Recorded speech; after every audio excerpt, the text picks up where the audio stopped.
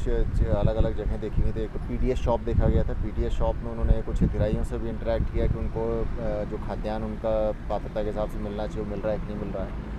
और हितग्राहियों ने उसमें बताया भी उनको कि पिछले महीने 3 महीने के एक साथ मिला था, और अभी जो प्रधानमंत्री गरीब कल्याण योजना और जो मुख्यमंत्री योजना के अंतर्गत अलग अलग कैटेगरी से मिल रहा है, उसके सभी हितग्राही वहाँ पे मिले। और सभी पीडीएस शॉप्स जो चेक की उनमें खाद्यान्न भी पूरा मिला वहाँ पे।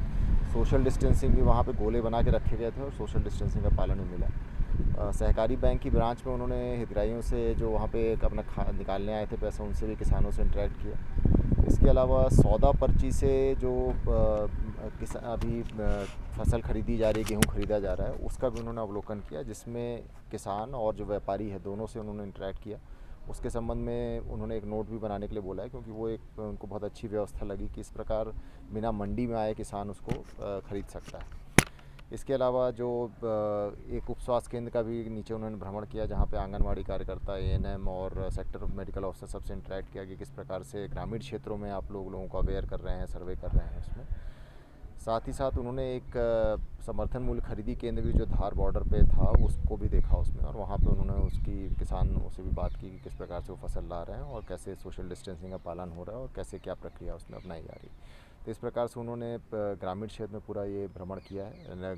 ग्राम रक्षा समिति और कोटवार जो लोग लगे हुए थे ड्यूटीज़ में, उनसे भी उन्होंने इंटरेक्ट किया। तो कुल मिला के ये पूरा एक भ्रमण है ग्रामीण क्षेत्र। सर, आज जो केंद्रीय दल आया था उसने ग्रामीण क्षेत्र का भी दौरा किया, किस तरह की व्यवस्थाएं मिली हैं सर? देखिए, ग्रामीण क्षेत्र में उनके द्वारा कुछ अलग अलग जगह देखी गई थी। एक तो पीडीएस शॉप देखा गया था। पीडीएस शॉप में उन्होंने कुछ हितग्राहियों से भी इंटरेक्ट किया कि उनको जो खाद्यान्न उनका पात्रता के हिसाब से मिलना चाहिए वो मिल रहा है कि नहीं मिल रहा है।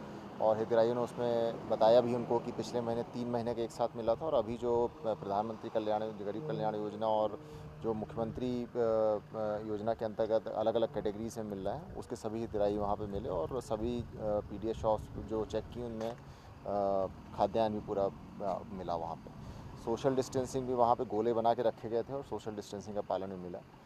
सहकारी बैंक की ब्रांच में उन्होंने हितग्राहियों से जो वहाँ पे अपना निकालने आए थे पैसा, उनसे भी किसानों से इंटरेक्ट किया। इसके अलावा सौदा पर्ची से जो अभी फसल खरीदी जा रही है, गेहूँ खरीदा जा रहा है, उसका भी उन्होंने अवलोकन किया, जिसमें किसान और जो व्यापारी है दोनों से उन्होंने इंटरेक्ट किया। उसके संबंध में उन्होंने एक नोट भी बनाने के लिए बोला है, क्योंकि वो एक उनको बहुत अच्छी व्यवस्था लगी कि इस प्रकार बिना मंडी में आए किसान उसको ख़रीद सकता है। इसके अलावा जो एक उप स्वास्थ्य केंद्र का भी नीचे उन्होंने भ्रमण किया, जहाँ पे आंगनवाड़ी कार्यकर्ता, एएनएम और सेक्टर मेडिकल ऑफिसर सबसे इंटरेक्ट किया कि किस प्रकार से ग्रामीण क्षेत्रों में आप लोगों को अवेयर कर रहे हैं, सर्वे कर रहे हैं उसमें। साथ ही साथ उन्होंने एक समर्थन मूल्य खरीदी केंद्र भी जो धार बॉर्डर पे था उसको भी देखा उसमें, और वहाँ पे उन्होंने उसकी किसानों से भी बात की कि किस प्रकार से वो फसल ला रहे हैं और कैसे सोशल डिस्टेंसिंग का पालन हो रहा है और कैसे क्या प्रक्रिया उसमें अपनाई जा रही है। तो इस प्रकार से उन्होंने ग्रामीण क्षेत्र में पूरा ये भ्रमण किया है। ग्राम रक्षा समिति और कोटवार जो लोग लगे हुए थे ड्यूटीज़ में, उनसे भी उन्होंने इंटरेक्ट किया। तो कुल मिला के ये पूरा एक भ्रमण है ग्रामीण क्षेत्र। उनकी पेमेंट कंडीशन को लेकर एक बहुत भ्रम की स्थिति है। लोगों को लग रहा है ये पूरा इलाज फ्री होगा। शासन की क्या नीति है, क्या निर्णय हुए हैं, किन अस्पतालों में पैसा लगेगा, किस स्टेज पे लगेगा, ये थोड़ा सा समझाएं। देखिए, जहाँ पे अगर कोविड केस हो गया है तो कोविड हॉस्पिटल जो हमारे अनुबंधित हैं, जिनमें अनुबंध की प्रक्रिया में है, उनमें तो शासन ही इलाज करा रहा है, जो कोविड हॉस्पिटल से या कोविड केयर सेंटर है उसमें। जो कोविड पॉजिटिव नहीं है उनको तो अपना इलाज खुद ही कराना है। मान लीजिए कोई सस्पेक्टेड येलो हॉस्पिटल में है, उसमें उसका सैंपल नेगेटिव आता है और उसके बाद उसको छोड़ दिया जाता है। जब भी उसका पूरा हो जाता है तो उसका इलाज का वहन तो उसको खुद ही करना है, या आयुष्मान योजना में अगर उसका पैकेज होगा तो उसमें हो सकता है। मतलब ये कह सकते हैं कि येलो हॉस्पिटल का खर्च मरीज को स्वयं वहन करना होगा। हाँ, जब तक वो कोविड पॉजिटिव नहीं आता है। हाँ, कोविड पॉजिटिव आ जाता है तो उसके बाद उसको फिर कोविड पॉजिटिव वाले रूप में ट्रीट किया जाएगा। जो मरीज स्वस्थ हो चुके हैं लेकिन सिर्फ उनका नेगेटिव सैंपल लेट हो देखिए, रहा है। अरविंदो के हमने प्रायोरिटी पे टेस्ट किए हैं, लेकिन चूंकि सैंपल्स काफ़ी बड़ी संख्या में है तो इसलिए वो हर चीज़ को एकदम से दे पाना संभव नहीं होता है उसमें। उनको हमने पूर्व में भी जो हुए हैं उसमें सभी में फर्स्ट और हर में दो दो सैंपल देने पड़ते हैं एक्चुअली।